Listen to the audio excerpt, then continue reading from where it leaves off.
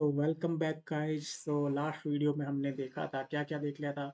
हमने custom cross validation class भी बना लिया था, डमी क्लासीफायर से परफॉर्मेंस चेक कर लेती अपने क्लासीफायर की। और अपन को पता लग गया था कि एक्यूरेसी अच्छी मैट्रिक्स नहीं है किसी भी क्लासीफायर का परफॉर्मेंस देखने के लिए। तो इस वीडियो में हम देखेंगे कन्फ्यूजन मैट्रिक्स। कन्फ्यूजन मैट्रिक्स क्या है? कन्फ्यूजन मैट्रिक्स एक बहुत ही पावरफुल मैट्रिक्स है जो कि क्लासीफायर कैसा परफॉर्म कर रही है उसको देखने के लिए। एक्यूरेसी अच्छा नहीं है, अच्छा मैट्रिक्स नहीं है, लेकिन कन्फ्यूजन मैट्रिक्स बहुत अच्छा मैट्रिक्स है किसी भी क्लासीफायर का परफॉर्मेंस देखने के लिए। कैसा परफॉर्म कर रहा है, कन्फ्यूजन मैट्रिक्स से हमको पता लग जाता है कि ये अच्छा परफॉर्म कर रहा है या बुरा परफॉर्म कर रहा है। हम कन्फ्यूजन मैट्रिक्स को देख के बता सकते हैं, एक्यूरेसी को देख के हम नहीं बता सकते। वो लास्ट वीडियो में हमने देख लिया था उसमें क्या क्या प्रॉब्लम थी एक्यूरेसी से। अपन ने परफॉर्मेंस देखा था तो उसमें क्या प्रॉब्लम थी वो लास्ट वीडियो में हमने देख रखा है। तो कन्फ्यूजन मैट्रिक्स होता क्या है? तो कन्फ्यूजन मैट्रिक्स होता है, तो general idea behind confusion matrix होता है कि कोई क्लास ए कितनी बार इंस्टेंस ऑफ क्लास ए, कोई भी instance of class A are classified as class B. मतलब कोई कितनी बार कोई कोई क्लास बी में कितनी बार क्लासिफाइड हो गया है। मतलब कि मैं ये बोलना चाहता है कि कोई ए क्लास, कोई इंस्टेंस है जो जिसकी क्लास ए था या कैटेगरी ए थी, वो कितनी बार बी क्लास में कैटेगराइज्ड हो गया। मतलब कि जैसे कि अपने पास दो क्लास है, एक है कैट और एक है डॉग। तो ये बोलना चाहता है कोई क्लास ए जिसकी कैटेगरी कैट है, cat class, instance cat class कितनी बार डॉग क्लास में क्लासिफाई हो गया। मतलब कैट कितनी बार डॉग क्लास में क्लासिफाई हो गया और डॉग कितनी बार कैट क्लास में क्लासिफाई हो गया। तो यही जनरल आइडिया है। और ये दोनों सेम नहीं है कि कैट कितनी बार डॉग क्लास में क्लासिफाई हो गया, ये दोनों सेम नहीं है। और डॉग कितनी बार कैट क्लास में क्लासिफाई हो गया, ये दोनों नंबर सेम नहीं है। तो आप खुद सोच लेना क्यों नहीं सेम है। अपने पास 5 ऑब्जेक्ट ले लेना कि cat, cat, dog, dog, dog, और कैट को डॉग कर दो और डॉग को कैट कर दो, तो आपको पता लग जाएगा कि दोनों सेम नंबर नहीं आता है। कैट को डॉग में किया, डॉग को कितनी बार कैट डॉग हो गया और कितनी बार डॉग कैट हो गया। मतलब कि कितनी बार कैट डॉग क्लास में कैटेगराइज हो गया और कितनी बार डॉग क्लास कैट क्लास में कैटेगराइज हो गया। और इसमें लास्ट में ये भी लिखा है for all A B pair. तो for A B, all A B pair मतलब अगर अपने पास 3 क्लास थे होते, कैट, डॉग, एलिफेंट, तो यहाँ ए बी पेयर क्या क्या बन जाएंगे? कैट डॉग का बन जाएगा, कैट एलिफेंट का बन जाएगा और डॉग एलिफेंट का बन जाएगा। मतलब कि कैट क्लास कितनी बार डॉग क्लास में कैटेगराइज हो गया और कैट क्लास कितनी बार एलिफेंट क्लास में कैटेगराइज हो गया। तो यही general idea behind the confusion matrix है। तो हम इसको कैसे निकालें? तो हमारे एक्सकेलर्न के पास डेटा सेट पड़ा हुआ है, एक क्लास पड़ा है, उससे हम निकाल सकते हैं। तो from SK learn dot matrix, matrix matrix matrix import, क्या इंपोर्ट करना है? कन्फ्यूजन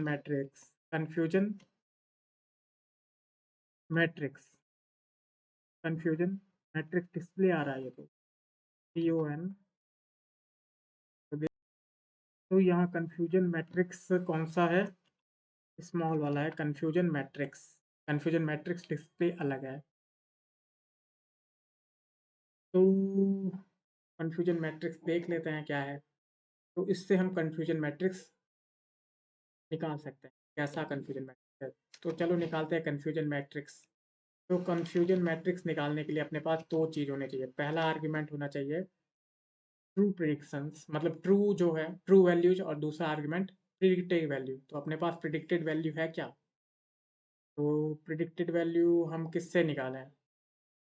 प्रिडिक्टेड वैल्यू हम क्रॉस वैल प्रिडिक्ट से निकाल सकते हैं। तो Y pred is equal to spread is equal to cross val predict मैंने इंपोर्ट नहीं किया है, और जाके मैं इंपोर्ट भी कर लेता हूँ। तो इसमें से ही क्रॉस मॉडल सिलेक्शन में से ये क्रॉस वेल प्रिडिक्ट भी मैंने यहाँ इंपोर्ट कर दिया और एग्जीक्यूट कर लिया। अब नीचे तो क्रॉस वेल प्रिडिक्ट और इसमें क्या डालना है अपन को, क्लासीफायर डालना है। तो हम एसटीडी क्लासीफायर ही डाल देते हैं, एसटीडी क्लासीफायर। एसटीडी नहीं, हमने डिटेक्टर 5 ट्रेन किया था। ऊपर आप देख सकते हैं डिटेक्टर 5 को हमने ट्रेन किया था। कहाँ है डिटेक्टर, ये रहा अपना डिटेक्टर 5। तो डिटेक्टर 5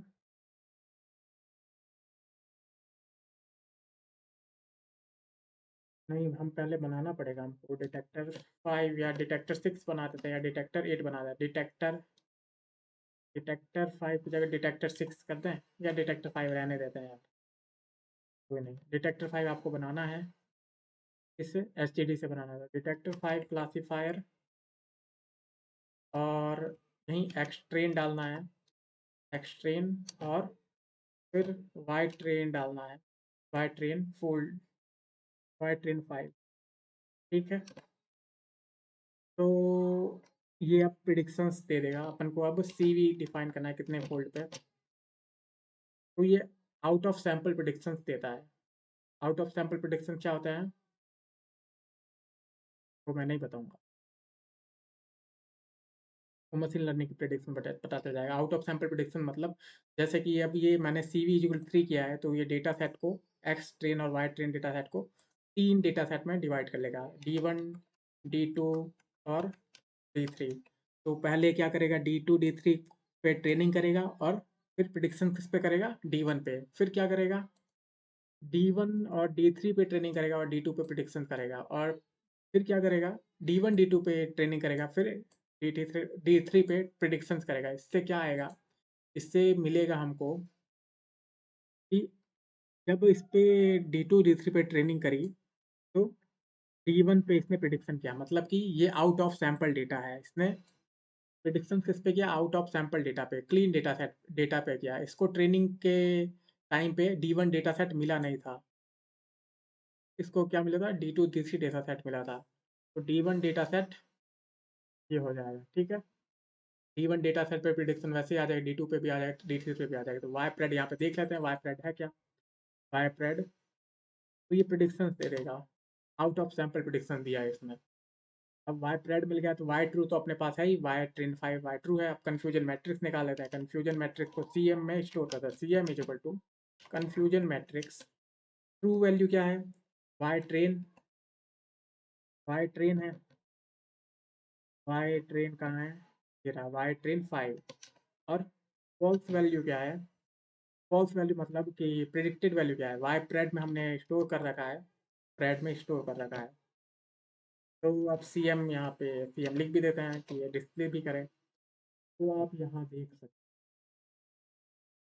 क्या देख सकते हैं कि इसने कुछ दिया है, रिटर्न किया है, एक एरे रिटर्न किया है, नमपाई एरे रिटर्न किया है। नमपाई एरे क्या बोलता है, तो जब भी बाइनरी क्लासीफायर का केस हो, मतलब कि सिर्फ दो ही क्लास हो, इन बाइनरी क्लासीफायर के केस में, सिर्फ और सिर्फ बाइनरी क्लासीफायर के केस में बोल, ऊपर वाला जो कॉलम्स है, कॉलम्स ये वाले रो है, ये क्या है, एक्चुअल क्लास है।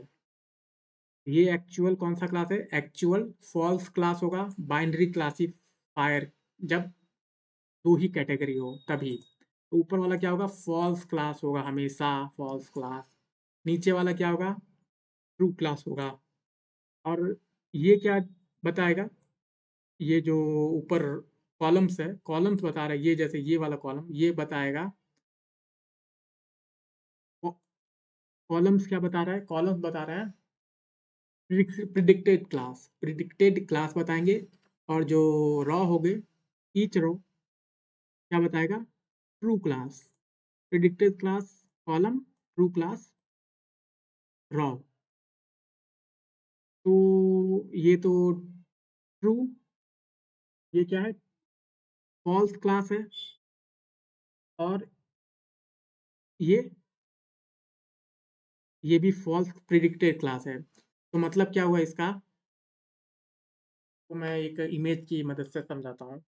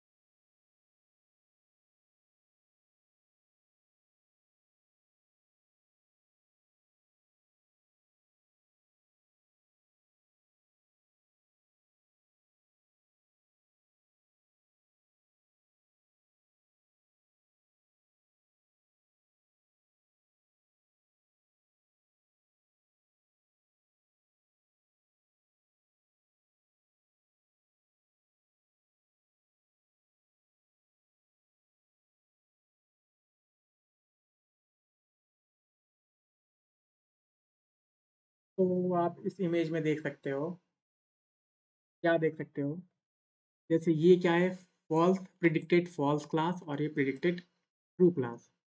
तो मतलब ये है एक्चुअल है, और ये है रॉ है एक्चुअल, और कॉलम है प्रिडिक्टेड। इसका मतलब क्या हुआ, ये फॉल्स जो है, ये फॉल्स, ये वाला एलिमेंट क्या डिफाइन करेगा, मतलब ये फॉल्स है।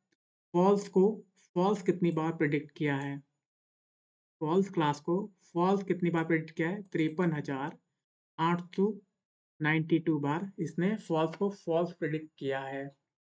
और फॉल्स को, ये क्या बता रहा है, फॉल्स को ट्रू कितनी बार प्रिडिक्ट किया है। तो फॉल्स को ट्रू कितनी बार प्रिडिक्ट किया है, 687 बार इसने फॉल्स को ट्रू प्रिडिक्ट किया है। अब ये क्या बता रहा है, ट्रू को कितनी बार फॉल्स प्रिडिक्ट किए कर रखा है इसने। तो ये है, और ट्रू को ट्रू कितनी बार प्रिडिक्ट कर रखा है, तो ये है। तो मतलब करेक्ट प्रिडिक्शंस कहाँ हैं, करेक्ट प्रिडिक्शन ये है, फॉल्स को फॉल्स प्रिडिक्ट करना करेक्ट प्रिडिक्शन किया, और फॉल्स को ट्रू प्रिडिक्ट करना ये है। मतलब जो डायगोनल एलिमेंट है वो तो ट्रू प्रिडिक्शंस है, मतलब कि सही प्रिडिक्शंस के काउंट है, सही प्रिडिक्शंस के काउंट ये दोनों हैं, और ये दोनों क्या है, गलत प्रिडिक्शंस के काउंट है। तो अब आपको पता चल रहा होगा कि जो ट्रू क्लास है, मतलब कि 5 क्लास, ये 5 नहीं है, तो ट्रू क्लास में कितनी बार प्रिडिक्ट कर पा रहा है, केवल 3,530 बार। टोटल कितने क्लास, कितने इंस्टेंस थे, 1,851 प्लस 3,530 ट्रू क्लास थे, उसमें से 3,530 बार ही ये सही प्रिडिक्शंस कर पा रहा है। तो देखते हैं कितन 5 को डिटेक्ट कितनी बार कर पा रहा है, तो इसको देख लेते हैं कितने परसेंट है, 3,530 अपॉन अपॉन 1,1891 प्लस 3,530, 3,530। अब ये देखते हैं कितने बार, तो केवल 65% बार ये करेक्टली प्रिडिक्ट कर पा रहा है, बाकी तो कितनी कितने टाइम तो गलत प्रिडिक्ट कर रहा है। तो आप यहाँ से बोल सकते हो यार भाई बहुत खराब अपना मॉडल था, प्रिडिक्शन अच्छा नहीं कर रहा है। आप डिटेक्ट ही कितनी बार कर पा रहा है, इतनी ही बार कर पा रहा है डिटेक्ट। और उसमें भी क्या कर रहा है, तो उसमें भी जो आप जो प्रिडिक्शंस ले रहा है, मतलब जो ट्रू प्रिडिक्शंस, मतलब जो आपको बता रहा है कि ये क्लास 5 है, मतलब जो वो इमेज 5 है, वो कितनी बार बता पा रहा है, 6, 8, 7 बार प्लस 3,530 बार। तो कितनी बार सही बता पा रहा है कि वो कहाँ, वो इमेज 5 है या वो क्लास 5 है, वो तो कितनी बार बता पा रहा है, कितनी बार बता रहा है सही, 3,530 अपॉन 3,530 प्लस 687, तो एग्जीक्यूट करते हैं। तो 87 बार अगर ट्रू प्रिडिक्ट कर पा रहा है, ट्रू प्रिडिक्ट कर रहा है मतलब वो इमेज 5 है, बता रहा है कि अगर वो अपने क्लासीफायर बता रहा है कि ये इमेज 5 है, तो चांसेस ये है कि वो 87%, 83% चांसेस है कि वो सही है, कि वो सही प्रिडिक्ट कर पा रहा है। लेकिन डिटेक्ट कितनी बार कर पा रहा है? केवल 65%। तो यार आप बोलोगे यार बहुत गलत पा रहे हैं, केवल 5 जो है उसमें से इतना सा डिटेक्ट कर पा रहा है, और जो डिटेक्ट कर पा जो 5 बोल रहा है और उसमें भी 83% एक्यूरेसी है, तो बहुत खराब परफॉर्मेंस। तो आइडियली क्या होना चाहिए था? आइडियली होना चाहिए था जो डायगोनल एलिमेंट है वो मैक्स होने चाहिए थे, और जो ऑफ डायगोनल एलिमेंट है वो 0 0 होने चाहिए, तब वो बहुत अच्छा क्लासीफायर है, या 0 से नज़दीक हो तो बहुत अच्छा क्लासीफायर है। तो यहाँ पे आप देख सकते हैं ये बहुत ज़्यादा है। तो अब इसको एक और एग्जांपल समझते हैं। आपको देखना है कि फ़ॉल्स क्लास कितनी बार ट्रू ट्रू क्लास में क्लासिफ़ाई हो गया है। तो आप पहले फ़ॉल्स वाले रॉ में जाओगे, ये फ़ॉल्स। अब फ़ॉल्स क्लास के कौन कितनी बार ट्रू क्लास में प्रेडिक्ट हो गया है, तो ट्रू वाले रॉ में जाओगे तो फ़ॉल्स ट्रू, तो ये वाला एलिमेंट मिल जाएगा। अब ट्रू क्लास फ़ॉल्स क्लास में कितनी बार हो गया है, तो ट्रू बार वाले रॉ में जाओ और फ़ॉल्स वाले कॉलम में जाओ, तो ये। आई थिंक आपको अब समझ में आ गया होगा कन्फ्यूजन मैट्रिक्स का कॉन्सेप्ट असल में क्या है, और जो ये चीज़ मैंने बताई वो क्या है। वो ये तो रिकॉल बोलते हैं इसको, ऐसी चीज़ को, ये जो मैंने कैलकुलेट किया रिकॉल बोलते हैं, इसे बोलते हैं प्रिसीजन, कि how precise a class prediction will be, और एक क्लास को कितनी डिटेक्ट कैसे कितना कर पाता है, डिटेक्ट कितने परसेंट बार कर पाता है, कितना परफॉर्मेंस क्या है डिटेक्शन के टाइम। तो ये प्रिसीजन और रिकॉल तो ये नेक्स्ट वीडियो में देखेंगे। ये वीडियो बहुत लंबा, ये असल में मैं मशीन लर्निंग की प्लेलिस्ट में कवर करना चाहता था। ये तो प्रोजेक्ट का प्लेलिस्ट है। क्यों कवर करना चाहता था? क्योंकि इसमें रिक्वायर्ड है पेन और पेपर। पेन पेपर मेरे पास अभी है नहीं, बोर्ड अभी है नहीं मेरे पास, पेन बोर्ड भी नहीं है। मैं नेक्स्ट होली से, अभी 1 महीने में होली आने वाली है, सारे सेटअप लूँगा और वो चीज़ें एक्सप्लेन करूँगा, पेन और पेपर के मदद से करूँगा। तो उसमें ज़्यादा अच्छी से एक्सप्लेन कर पाऊँगा मैं। ये कन्फ्यूजन मैट्रिक्स बहुत लेंदी है और इसको आपको करना है, पेन पेपर उठाना है, 3 4 5 6 दिन तक करना है, पूरा का पूरा डिटेल के अंदर जाना है, एक-एक चीज़ को समझना है, पेन पेपर की मदद से क्योंकि ये तो पूछेंगे ही पूछेंगे इंटरव्यू में। ये हेलो वर्ल्ड बोलते हैं इसको, मशीन लर्निंग का। ये हेलो वर्ल्ड है। वो जो ऊपर वाली चीज़ें किया हुआ है वो तो मतलब कुछ भी नहीं है। ये hello world of machine learning बोलते हैं इसको, कन्फ्यूजन मैट्रिक्स को। तो ये हुआ अपना कन्फ्यूजन मैट्रिक्स। नेक्स्ट वीडियो में और देखेंगे कन्फ्यूजन मैट्रिक्स के बारे में। कन्फ्यूजन मैट्रिक्स में करीब 4-5 वीडियो बनेंगे, वो भी बड़े-बड़े वीडियो बनेंगे, करीब 30-30 मिनट के वीडियो बनेंगे, क्योंकि इसको एक्सप्लेन करना ज़रूरी है, इसलिए मैंने इसमें भी डाल रखा है प्रोजेक्ट में भी। तो thanks for watching this video. Confusion matrix वाली वीडियो ज़रूर देखना, जो नेक्स्ट आने वाली है, क्योंकि बहुत यही तो 2-4 कॉन्सेप्ट है जो मशीन लर्निंग में होते हैं, असली कॉन्सेप्ट होता है, बहुत इंपॉर्टेंट कॉन्सेप्ट होता है, और इस पे जब पकड़ ज़्यादा अच्छी मजबूत होगी तो मतलब वो मशीन लर्निंग, डेटा साइंटिस्ट ये सब बन सकता है। तो बंद करते हैं वीडियो को भी। Thanks for watching this video, meet you in next one.